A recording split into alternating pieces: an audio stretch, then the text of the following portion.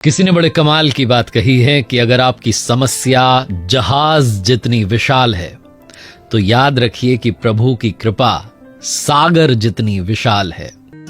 और ऐसी वीडियोस देखने के लिए सब्सक्राइब करें माय एफएम का यूट्यूब चैनल और दबाएं बेल आइकॉन। नमस्ते दोस्तों, मैं हूं आरजे कार्तिक माय एफएम से। एक बार भगवान विष्णु जी से नारद जी ने कहा कि प्रभु मैं धरती पर देखता हूं आपके भक्त इतने बुरे हाल में क्यों रहते हैं। जो पाप करते हैं, कपट करते हैं, लोभ करते हैं, मोह रखते हैं, वो सब तो बड़े मजे में रहते हैं। आपके भक्त इतने दुख में क्यों रहते हैं। भगवान ने कहा आओ तुम्हें लेकर के चलता हूं उस लोक में और हम खुद वहां जाकर के देखते हैं। तो दोनों साधु वेश में धरती पर आए।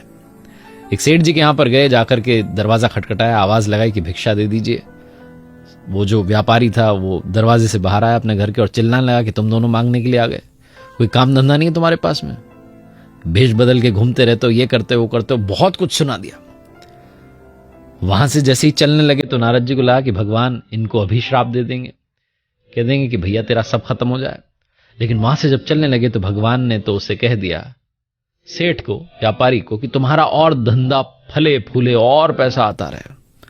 ऐसा बोल के वहां से चल दिए। नारद जी ने कोई सवाल नहीं किया, वो चुपचाप चलते रहे। उसके बाद एक झोपड़ी में गए जहां एक बूढ़ी अम्मा रहती थी, भगवान की पूजा करती थी, प्रार्थना करती थी। उसके घर में गाय बंधी हुई थी। वहां गए, जाकर के आवाज लगाई कि माताजी कुछ भोजन मिलेगा, हम बहुत दिनों से भूखे हैं, तलाश में निकले हैं, कोई भिक्षा नहीं दे रहा है। माताजी ने कहा अरे भोजन तो नहीं मिलेगा, मैं बहुत गरीब हूं, लेकिन दूध मिल जाएगा, मेरे घर में गाय है। तो 2 गिलास दूध का उन्होंने प्रबंध किया, दोनों को बैठाया, बहुत अच्छे से बहुत अच्छे से उन्हें उनके लिए दूध का इंतजाम किया, सब कुछ ठीक रहा। वहां से जब चले तो लगा नारद जी को कि अब प्रभु जो है प्रसन्न होकर के कुछ वरदान दे देंगे, इस बूढ़ी अम्मा की जो है जीवन बदल जाएगी, इनकी लाइफ चेंज हो जाएगी। बहुत कुछ सोचा उन्होंने। लेकिन जब वहां से चले तो प्रभु ने कहा कि तुम्हारी ये जो गाय है इसकी जल्दी मृत्यु हो जाएगी। जब आगे चले तो नारद जी से रहा नहीं गया। उन्होंने कहा क्या कर रहे हो आप, जो व्यापारी हमें गालियां दे रहा है, भगा रहा है, उसको आप कह रहे हो कि तेरा धंधा जो है और आगे बढ़े और पैसा कमाओ। जो बूढ़ी महिला हमारी आपकी पूजा कर रही है, आराधना कर रही है, भक्ति कर रही है, उसको आप कह रहे हो कि तेरी गाय जो है बहुत जल्दी चली जाए। भगवान ने कहा तुम समझे नहीं, जिसमें आसक्ति रहती है, लगाव रहता है, वो अंत समय में भी उसे ही याद करता है।